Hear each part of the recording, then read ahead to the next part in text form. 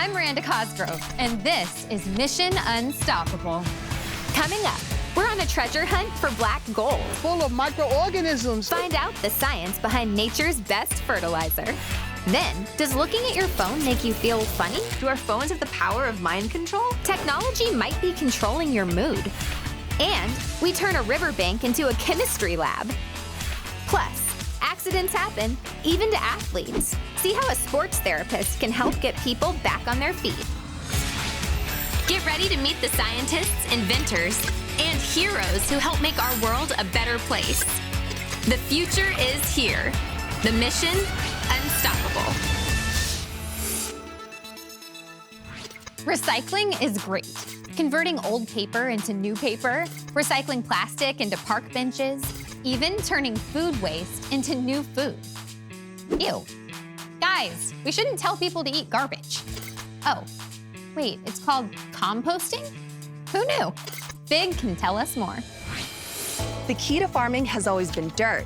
That's where all the best plants want to live. But how do you get the good dirt? The dirt that makes plants go, ooh, yeah, that's the right stuff.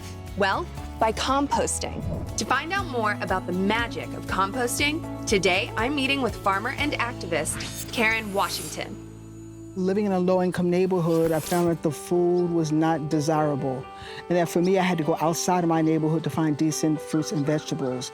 And I said to myself, why? In the greatest country in the world where we grow enough food and we waste enough food, that food is not getting down to the people that need it the most. I wanted to make change, and I made change by becoming very vocal and proactive instead of reactive.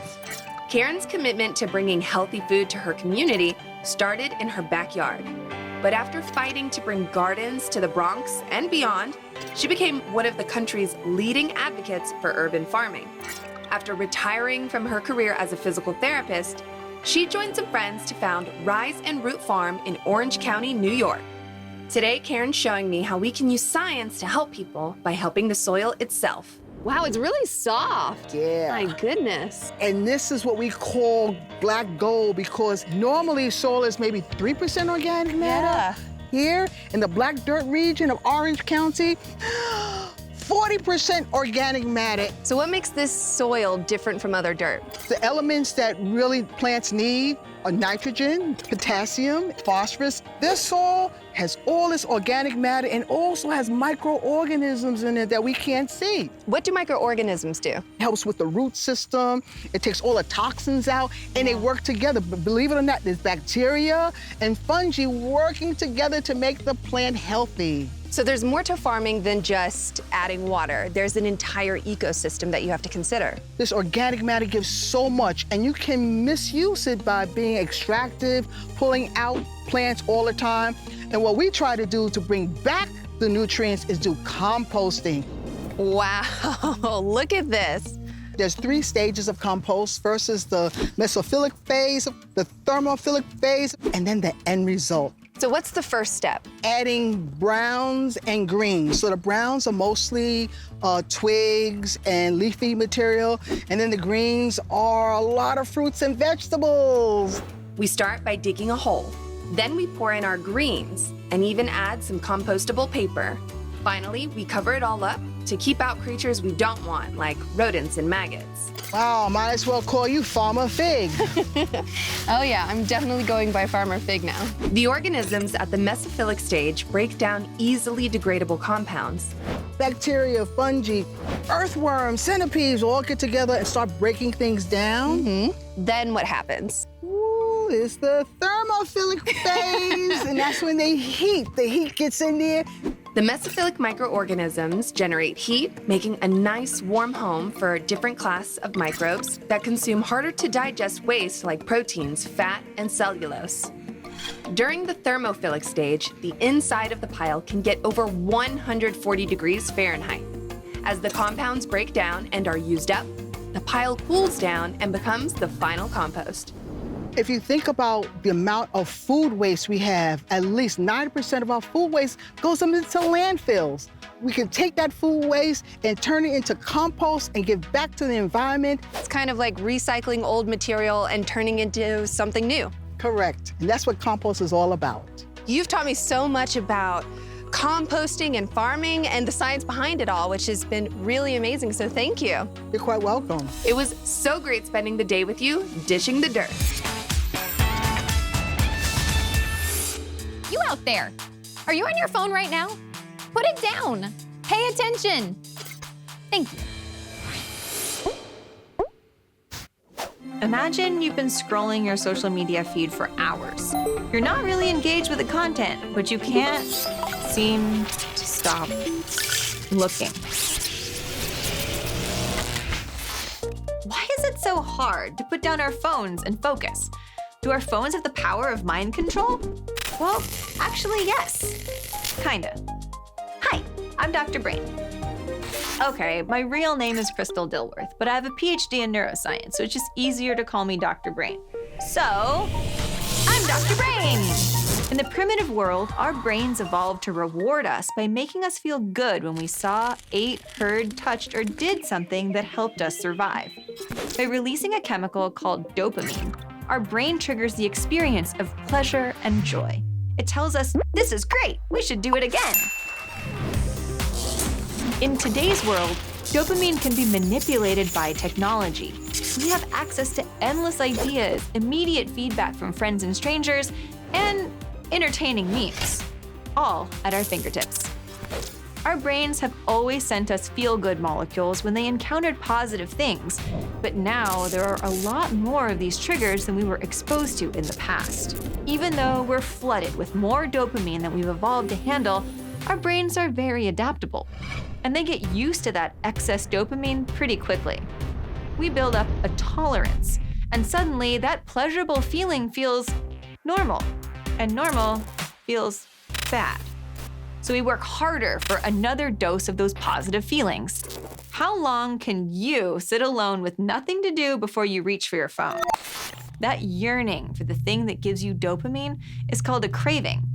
And when that thing that can satisfy your craving is right there in your hand, you're gonna take it. But feeling better comes at a cost. Being dependent on our excessive dopamine sources means feeling depressed, anxious, or even sick when we don't have it. We might start neglecting time with our friends or family, abandon activities that we used to enjoy, and struggle with work or school. So, the modern world manipulates parts of our brain that are supposed to keep us healthy. But what can we do? Unplug. Practice going without your phone for a few hours at a time. Reinforce positive social interactions by making an agreement with your friends to not use your phones when you're hanging out together. There are even apps to limit your screen time. Trust me, you'll be healthier, and so will your brain. Bye.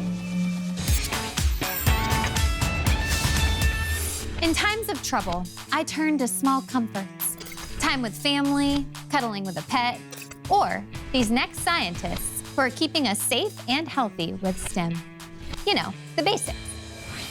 Cities have long been built around waterways because that resource can be used to irrigate crops and transport goods. It's even a perfect selfie backdrop. But city life can put the health of an urban river in trouble. So who's looking out for these waterways? In Texas, 2 young ecologists are Jimena Vivanco with the Trinity Park Conservancy and Abby Heath of Green Space Dallas. I thought I was gonna be a doctor until I realized my huge phobia of blood. And it was in high school that it really set me to focus on environmental science as a career path. When I was in, I think the 2nd grade, I wanted to be a zoologist. And tons of people were like, you can't do that. When I was in high school, I actually went into theater, but I did find my way back to ecology. And I actually use a lot of my tech theater skills to organize different ecological programs. One of those programs is the Texas Stream Team, where Abby and Jimena train citizen scientists to monitor the health of the Trinity River. The main reason that we're testing water along the Trinity is to make sure that there's no sort of pollutants that are negatively impacting the quality of the water that's running through our city. To do this, they use a mobile chemistry lab that tests, among other things, the water's pH and dissolved oxygen levels. pH levels tell us how caustic or corrosive the waters are. The girls mix an indicator solution into a small vial of sample water, which reacts to how many hydrogen ions are present. And as it reacts, it's changing into the color of the pH, and we'll be able to compare it with our viewer and get a good, accurate result of what we have. Tap water is about a 7 on the pH scale, but drinkable water can live between 6 and 8. By comparing the color of the water to the pH key, Jimena can find the sample's acidity levels. This looks like it's at a range 8. Next up, the team measures the water for its levels of oxygen? No, not the O part of H2O.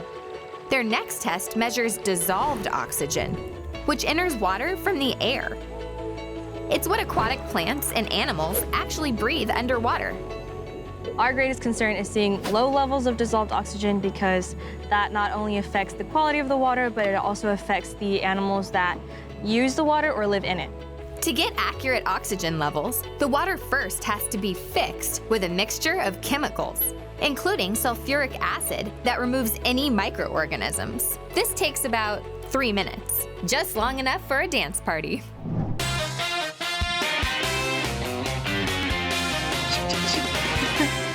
This process is known as the Winkler method and has been used by scientists since 1888. After fixing the sample, they add an iodine-based starch indicator solution, which turns the water purple. Then they top it off with their final chemicals. We'll be using our sodium thiosulfate to help us with our titration. The resulting reaction slowly turns the sample clear. And by measuring the precise amount needed, these scientists can tell how much dissolved oxygen originally existed in the water. I'm looking at about 5.4. The data gathered in these tests by Abby, Jimena, and their citizen scientists is reported to a research institute that uses the information in a variety of projects that help promote and protect not only the 710-mile-long river, but also the animals and humans who live alongside it. Part of the reason why Stream Team is so important is it puts power back into the community's hands. This is one way that you're able to take it back and say, this is me doing my part and taking care of the body of water that I love and live close to. Now that's something to dance about. Science can bring us to the stars, but can it help us make friends? It's helped me. So allow me to introduce this week's STEM Bestie. My name is Ayana Tinsley. I'm a sophomore at the University of Southern California, majoring in arts, technology, and the business of innovation.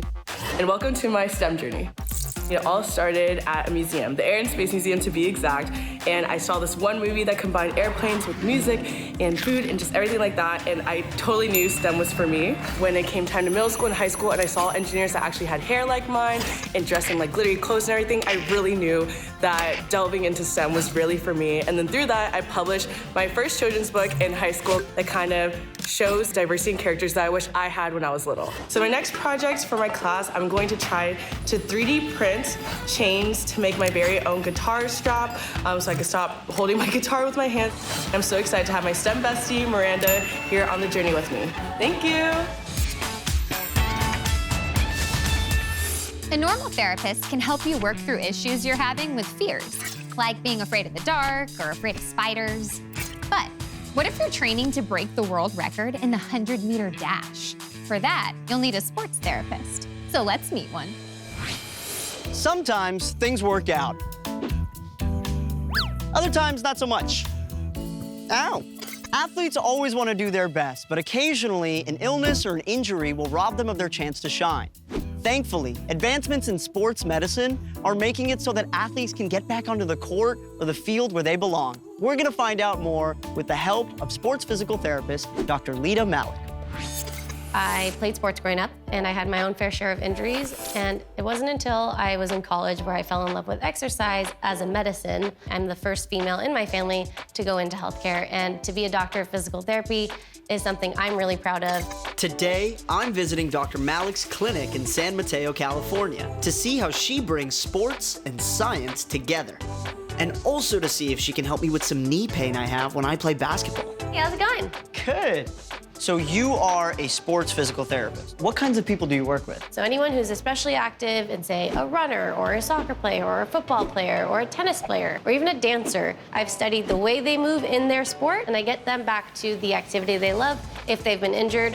Historically, physical therapy's revolved a lot around passive therapy, like laying on a table and getting something massaged. And now we really are focusing on movement-based therapy, a big active approach. It's pretty amazing that you can use exercise to make exercise more efficient, even if you got hurt while exercising. That makes my brain hurt. I guess my brain needs exercise? As part of the whole program. On the clinic court, Dr. Malik assesses how I perform at my sport of choice, basketball. While she learns a lot from observing my movements, she also gathers hard data with specialized tools. So this is called a goniometer. Sorry, a goni what? Goniometer. It's basically a human protractor.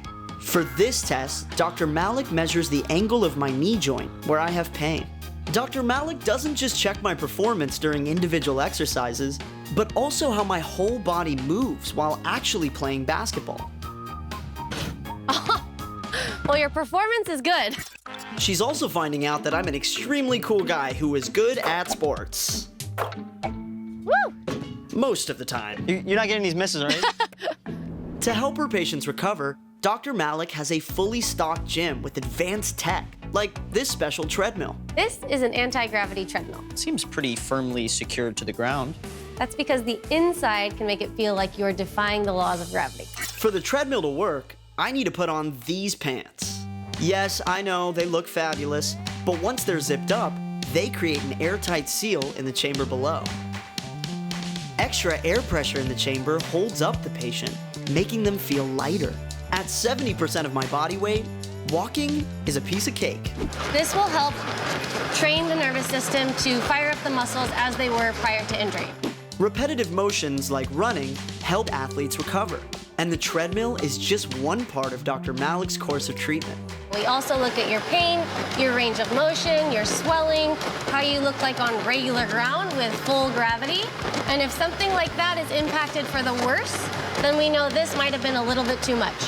Well, thank you for letting me take it for a spin, and You're thank you so for welcome. teaching me all about physical therapy today. It truly is a beautiful intersection between sports and science. You know what? I think I'm gonna actually keep these. No, I need those. I think they suit me. You know what? I'll send them to you in the mail. Thank you so much, Dr. Malik. It's been a pleasure. Those. You're the best.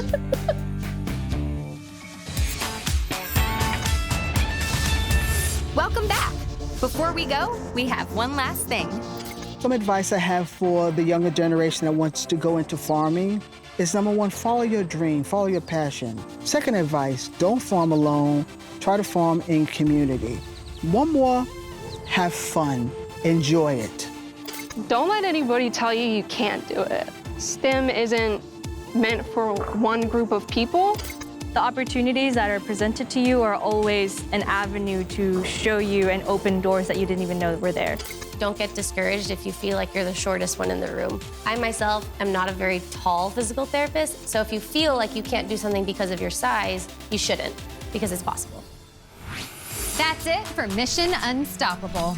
Come back next time when we ask the questions that push the boundaries of what can be understood by our feeble human consciousness. Or we talk to some cool scientists.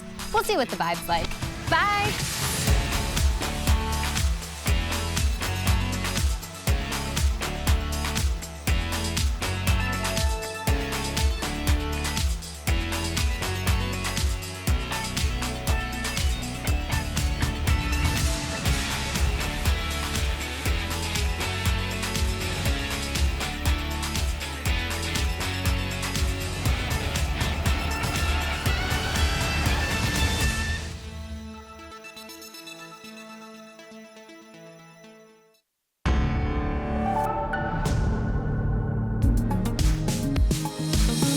If you're watching this, you must have really liked the video. Make sure you follow and subscribe, and check out these other videos that are even better. No, really. I've seen this one over 100 times.